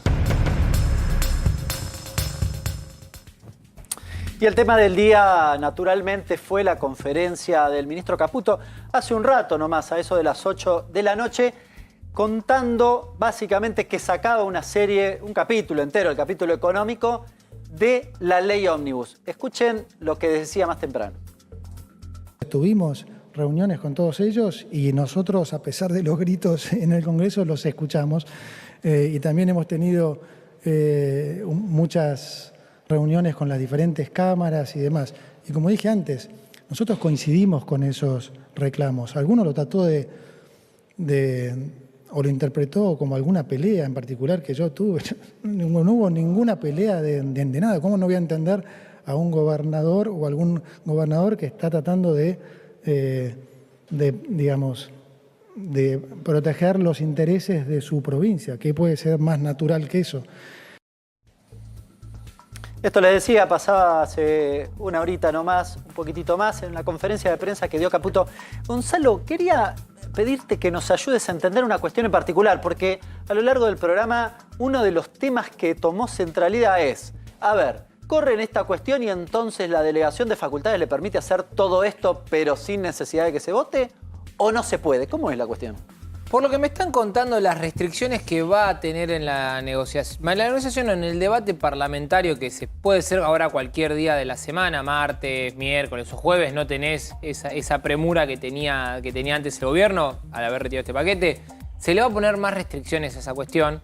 Me cuentan que el gobierno las aceptó. Obviamente hay que ver si esto termina como lo que veníamos viendo de la forma de negociar el estilo Milei, de acepto, te digo que acepto, pero después no acepto, o si en verdad hay un debate y un respeto hacia el consenso que se puede haber adquirido. Respecto de los acuerdos que se había llegado, por ejemplo, el tema privatizaciones, ¿queda como se había acordado previamente o vuelve a foja cero? No, porque esto no queda, quedó claro. No tengo el dato si eso estaba dentro del paquete fiscal, perdón si cometo un error. No está. Bueno, entonces te puedo decir que debería quedar igual, no debería haber cambios en eso. Pero en principio había un listado de 41 sí, empresas. Que después se fue. Lo contaba se sacó ayer, YPF, por ejemplo. Sigue afuera YPF. Y después lo siguió contando ayer en este mismo programa Alejandro Cacase, que es el secretario parlamentario de la Unión Cívica Radical, de que el gobierno que estaban hablando con la distinta autoridad del gobierno para restringir un poco más ese grupo de privatizaciones y obligar al Estado a avanzar en el Congreso si quiere privatizar alguna sociedad, alguna empresa, mejor dicho, del Estado. Lo que sí a ver, Esta medida que tomó hoy por hoy Caputo de retirar todo ese paquete económico tiene dos miradas. La primera es el gobierno perdió en las negociaciones, fracasó en las negociaciones y se quiso evitar una derrota parlamentaria. Y por otro lado, el bloque más dialoguista logró imponer ciertas condiciones.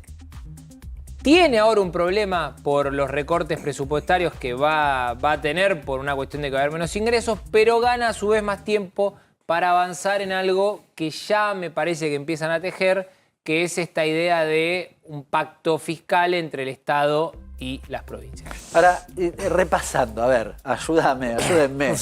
Es muy complicado. ¿Qué queda en la ley entonces? Y queda... Lo de privatizaciones que mencionábamos. Fondo de garantía de sustentabilidad. Modificaciones de IGJ.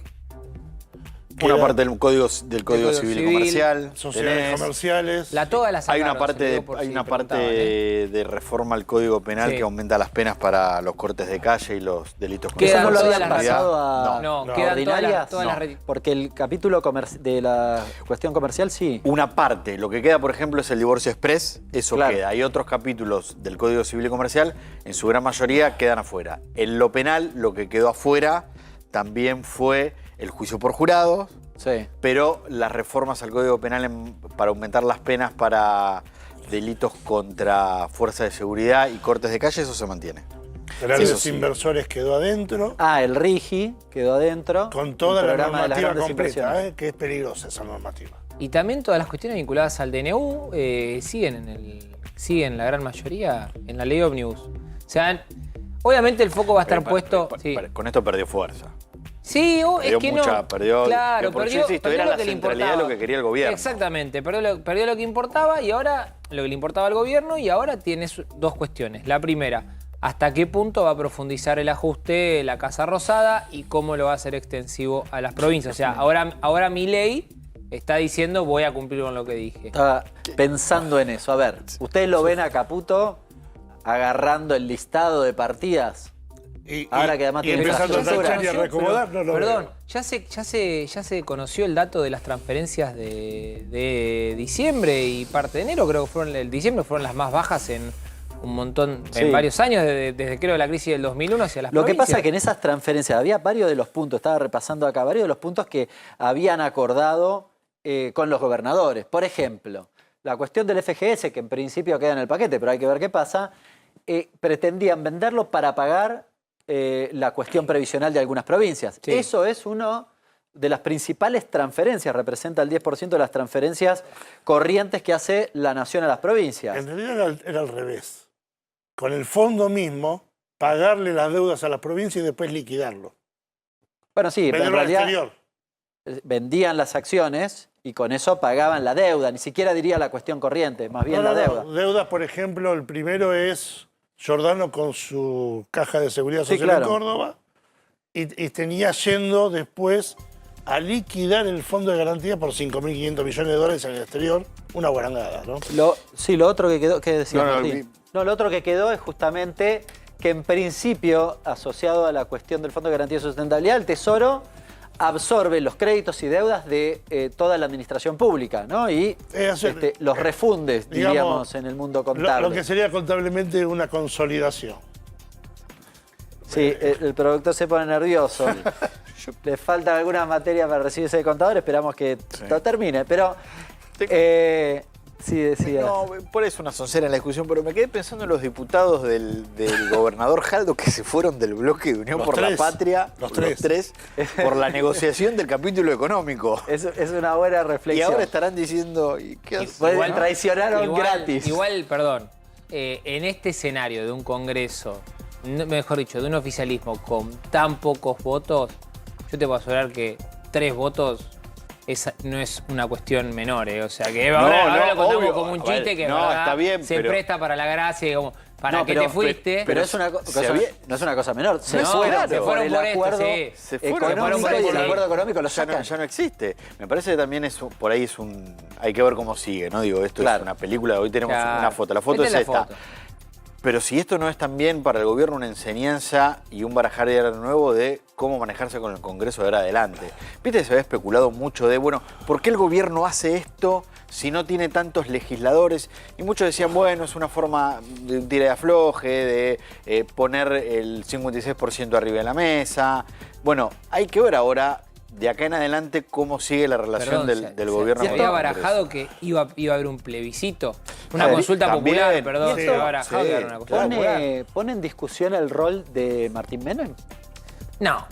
Yo hoy por hoy todo lo que es la parte política del gobierno, a ver, goza de salud, digamos. ¿En qué sentido? Ministro del Interior incluido. La ley va a estar aprobada en general. Sí. Había un punto en el que no se podían poner de acuerdo, de más de 600, con la forma que tiene de negociar la Casa... con la forma que tienen algunos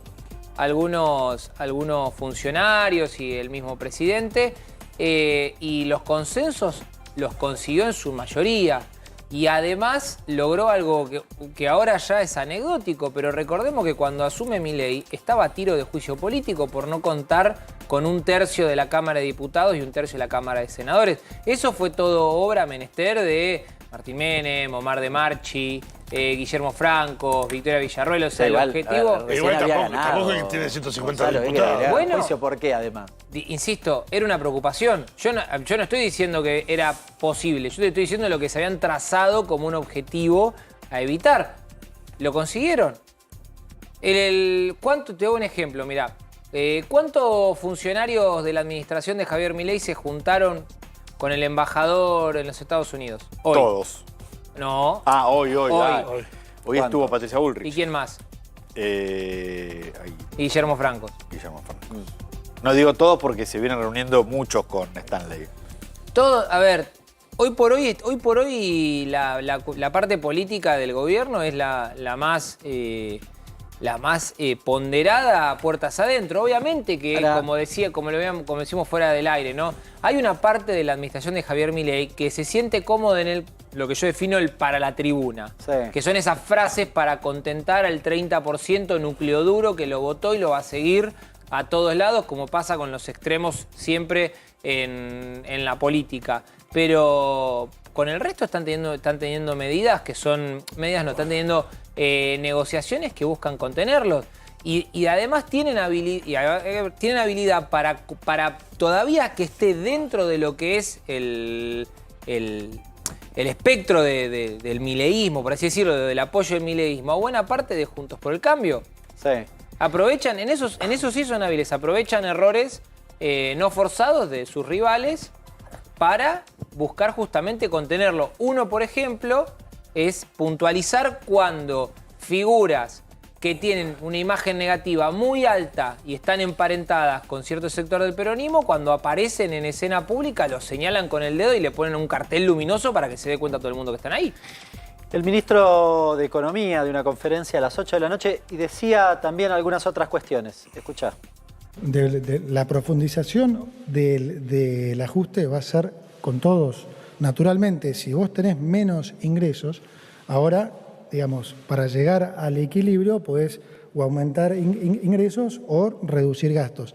Si vamos a resignar ingresos, naturalmente vamos a tener que incrementar gastos y eso, como dije, nos incluye a todos. Incluye nación y provincias también, sí. Bueno, el ajuste para todos, ¿no? Básicamente, a ver, el ministro fue muy claro en esto, dijo, bueno, nosotros resignamos en principio el capítulo económico, pero no resignamos la reducción de los 5 puntos de déficit que se viene discutiendo desde hace rato. Por eso recién mencionábamos la cuestión de qué partidas de gasto está imaginando el gobierno que puede justamente recortar para mantener firme ese compromiso en principio que había asumido. Pero a ver, ayúdenme a repasar. En principio, podemos consensuar de que, dado que no había acuerdo, hay una derrota del impulso del gobierno. Claro. Segundo, se abre un panorama, una discusión importante con las provincias respecto de la cuestión de los recursos. Vos, Gonzalo, decías hace un ratito, con algunas muy necesitadas, otras que tal vez tienen un poquitito más de tiempo. ¿Pero por qué? Porque lo que se saca, como se saca todo el capítulo, también implica la no coparticipación, entre otras cosas, de, por ejemplo, la cuestión del blanqueo. Sí, y la reversión de ganancias. Y la reversión de ganancias, claro. También hay que ver en un cálculo muy rápido, que por ahí ustedes me pueden ayudar más, Hernán, Fabián, cuánto impacta en las economías regionales la no suba de retenciones. No sé si eso es dinero que se reinvierte en cada uno de, por ejemplo, el productor de soja del interior de la provincia de Buenos Aires. Cuando vende su cosecha, ¿no?, y recibe el pago, el no tener que pagar los derechos de exportación hace que ese dinero entre a lo que haya de mercado interno en su distrito. No. Sencillamente por una cuestión. Las retenciones no son coparticipables. No. Pero algo más sencillo. El productor ya vendió. ¿No reinvierte? Pero ahí hay que hacer una diferencia. Claro. Si vos me decís las economías regionales, claro, por eso decía. Ahí sí. En el caso de las economías regionales estamos hablando de unos 500 millones de dólares que, si querés, está más repartido en una gran cantidad de pequeños productores en la mayoría de las economías regionales y que les permite, si querés, un margen de acción mayor en un escenario como el que viene. Ahora, en el segundo momento me preguntabas por la soja. En el caso de la soja ya es otra cosa. Es decir, los grandes cultivos, trigo, maíz, soja, el escenario es distinto porque el productor ya vendió. Y el beneficio no era para el productor. Era básicamente para el gran exportador que estaba reteniendo el grano, que tiene el grano en buena medida ahí y todavía está esperando para liquidarlo. Podemos discutir un poquitito en el inicio de la cosecha gruesa, pero ahí te diría que hay una discusión igual o más importante, que es: ¿este tipo de cambio es competitivo para que liquide? Que no está en esta discusión, va en paralelo si se quiere. Pero es otra cosa hasta marzo. Dentro de 2 meses... Que tenés la gran liquidación de exportación. Y si tenés los datos que seguimos teniendo de inflación, no es competitivo. Ahora, Fabián, te quiero preguntar por la cuestión de la dolarización, que mencionó, a Caputo se lo preguntaron, un poco la pateó la tribuna, pero... También lo contestó Milei con Chaniot. Milei hoy a la mañana dijo: estamos más cerca de la dolarización. Para los que nos están escuchando del otro lado, ¿qué significa estamos más cerca? ¿Mañana hay dolarización dentro de 2 meses? A ver... Con los datos que él tiene y sabiendo lo que le dijo Estados Unidos, que no lo autoriza a dolarizar, lo más seguro es una nueva convertibilidad. Y cuando vos entras al Banco Central, con 76 billones de miles de pesos contra 7.500, como él dice, es altísima la convertibilidad. ¿Y qué haces con los ahorros de los argentinos? Las LELIC, ¿no? Digamos, el correlato del ahorro. Los convertís a lo que te da la división. Pero eso significa un tipo de cambio... De 10.670 a 1. 10.000 pesos. 10.700. Es una locura. Cuando decíamos 7.000 me miraba diciendo estaba loco. Hoy te lo acaba de confirmar él. Con 7.500 millones quiere dolarizar o convertibilidad. Eso me parece que eso es una locura. En Argentina, ¿no? Y eso para mí es discurso para la tribuna, jueguito para los propios, para que nadie le diga, hasta en arameo, que los hizo jugar. Martín, yo creo que sigue teniendo ese discurso duro de no negociamos nada, no vamos a cambiar nada de la ley, y ahora con esto de la dolarización. Me parece que él sigue manteniendo ese discurso duro de querer mostrarse como un convencido de lo que está haciendo, que puede estarlo. Después tenés la realidad, ¿no? Bueno, no solo que hicieron negociaciones, sino que hicieron cambios en la ley de ómnibus, y hoy el anuncio de que la parte central para el gobierno queda retirada. Hace un ratito les contábamos de la realidad de las pymes esas que generan casi 5 millones de trabajadores, puestos de trabajo en nuestro país. Acá va el informe completo de la situación de las pymes en la Argentina.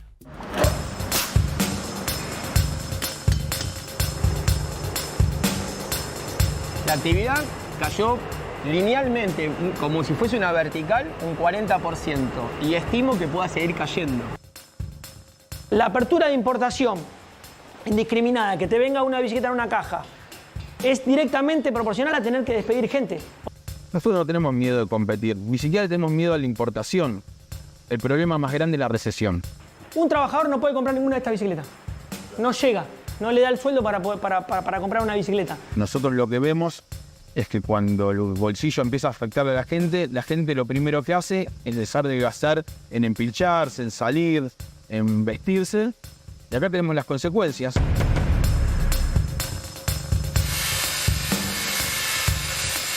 Las pymes son sin duda el motor de la economía de nuestro país. Representan el 60% de la producción, pero además emplean en la Argentina 4,5 millones de trabajadores. Cuando cae la producción, cuando hay apertura importadora, cuando los salarios pierden en términos reales, el impacto se nota acá.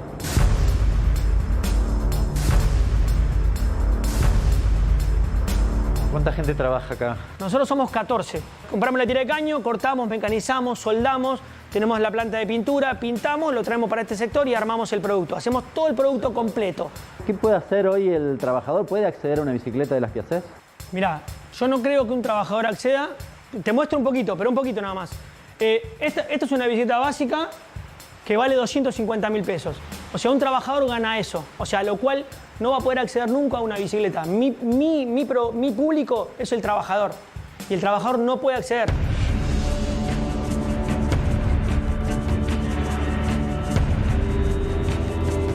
¿Cómo es la realidad actual de una pyme textil? Bueno, acá lo podés ver.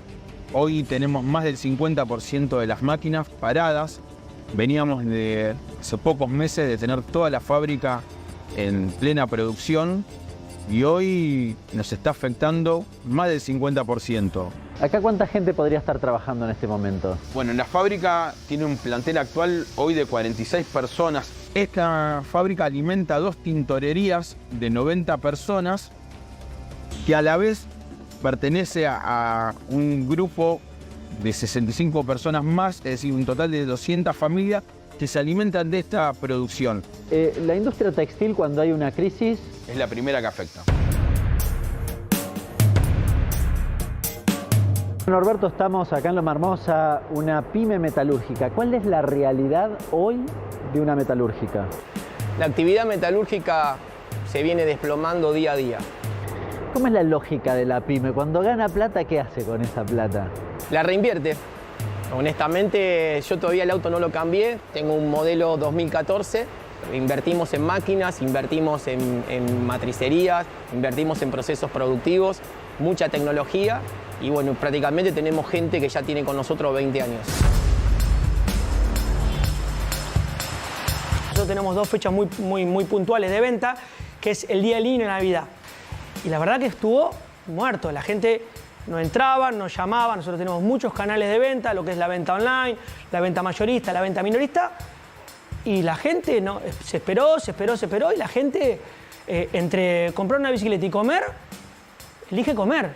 Si tuvieras que mensurar respecto del año pasado, ¿las ventas cuánto cayeron? No, bajaron por lo menos un 50%. ¿50%? Sí.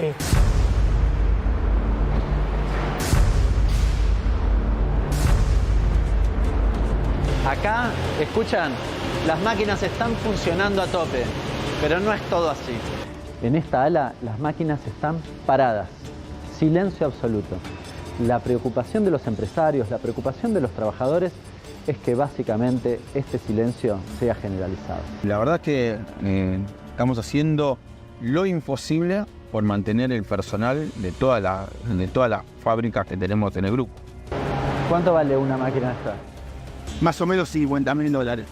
La máquina, vos pensás que cada máquina tiene más o menos 2.500 agujas. Cada aguja vale $1. Esta es una máquina alemana, hoy la tenemos parada. Aquella es una máquina, esta de acá es una máquina que llegó hace menos de un año y también la tenemos parada. Obviamente para inventar estas máquinas no es solamente voluntad, hay que comprar materia prima. Claro. ¿Cuántos trabajadores tenés acá? Hoy 19 trabajadores. Ya esta situación un poco la hemos vivido en otras circunstancias. Temo de que puede llegar a haber un aumento de la luz, o sea, de la energía eléctrica. Temo que va a haber seguramente un aumento del gas. Nosotros somos electro y gas intensivos, así que esto va a impactar muy seguramente de lleno a lo que es nuestra estructura de costos. Estamos con los trabajadores de la textil aquí en San Martín. Queremos preguntarles cómo ven la situación, qué preocupaciones tienen. Estamos, por ejemplo, acá con Francisco. Hoy por hoy estamos todos con miedo. Teníamos 15 días de vacación muchos. Se nos dieron más semanas por la misma situación que venía. Hoy entramos a trabajar y de las 74 máquinas que tenemos, hoy estamos trabajando con 30.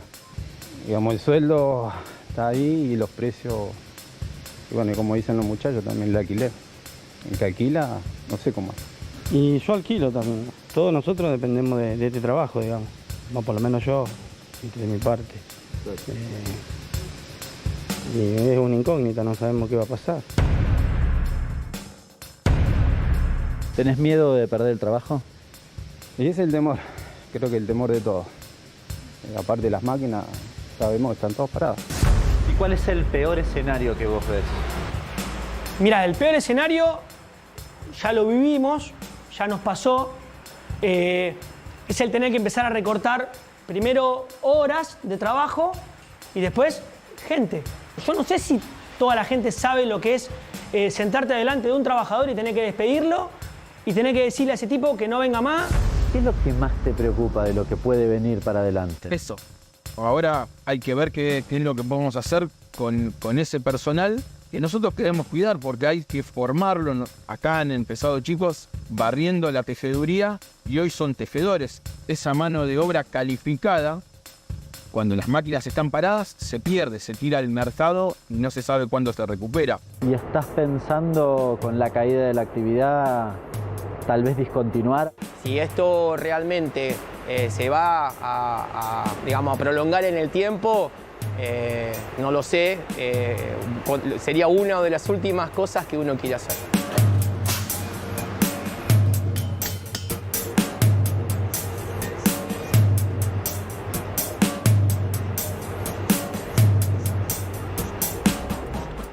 ¿Saben qué me llamó más la atención de esta cuestión?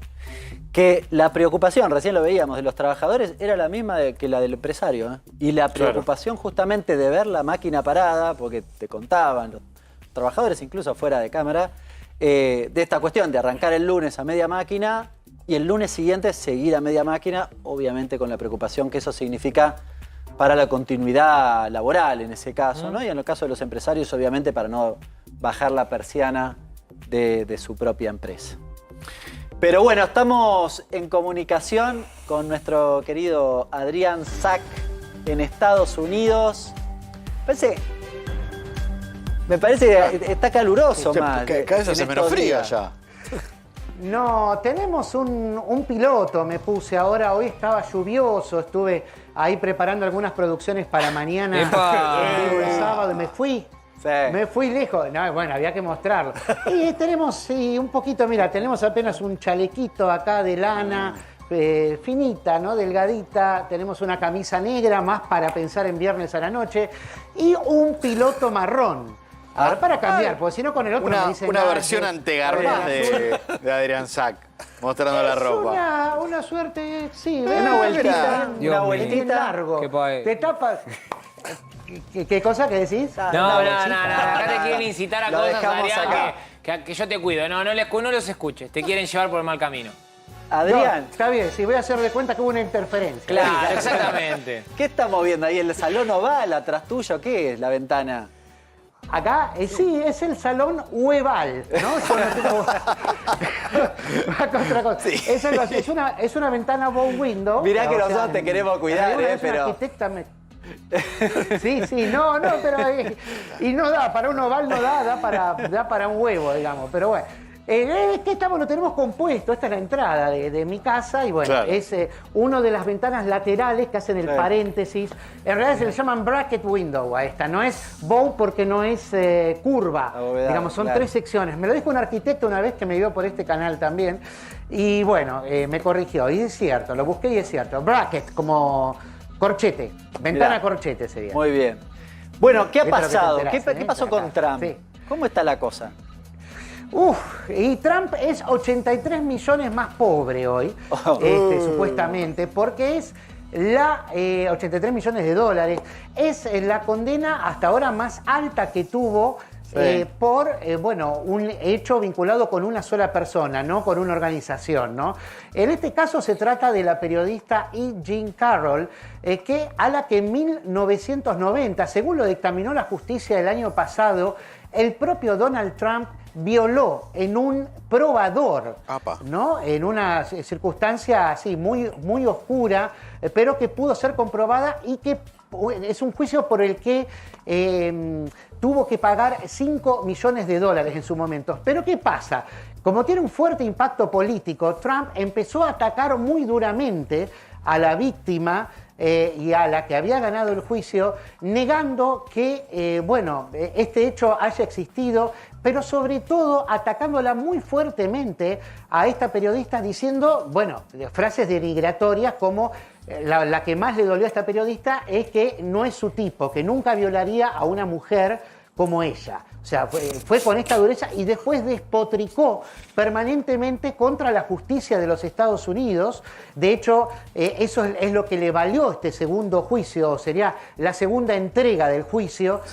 Y por estas difamaciones y por haber negado el hecho que ya había sido comprobado por la justicia, sumaron en total 83 millones de dólares, pero 65, digámoslo en criollo, fue por bocón, por hablar, por embarrarla aún más cuando ya había una sentencia firme, un fallo que pagar, y él se negó completamente y ahora de hecho sigue también diciendo que se trata de una witch hunt, sería una caza de brujas, que es algo que dijo en la corte también y no le gustó nada al juez, justamente, que lo trató de echar, le sacó la amarilla 2 veces, diciéndole la próxima vez que murmure algo lo echo.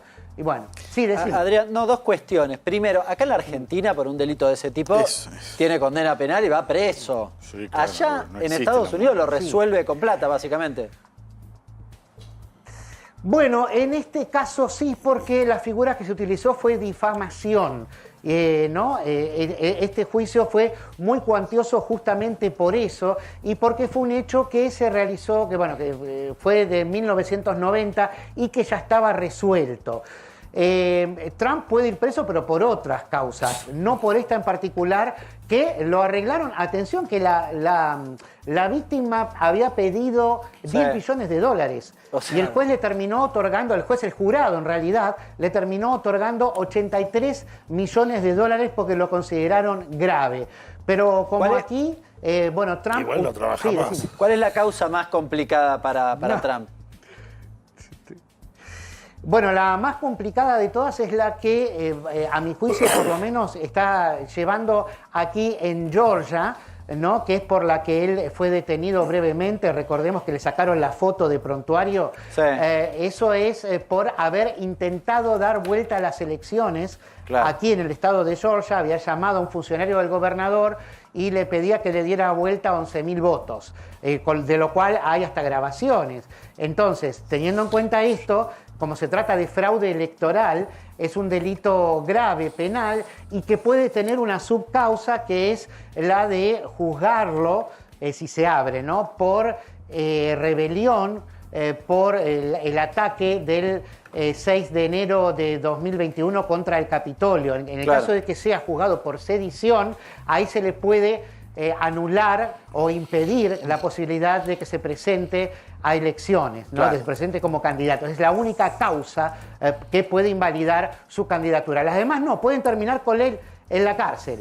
Pero no esta que pasó hoy, que es, que es una multa, pero ninguna de las otras puede. Pero sí puede terminar, se les puede invalidar en caso de que se pruebe esto o en caso de que la Corte Suprema de Justicia de los Estados Unidos convalide el fallo de la justicia de Colorado, ¿no? Que le impide ser justamente candidato por sedición, y que otros estados como California o Maine, que ya están en la cola, se sumen y se haga una epidemia, digamos, de fallos en las distintas cortes locales y ahí no se pueda presentar como candidato. Esa es otra posibilidad.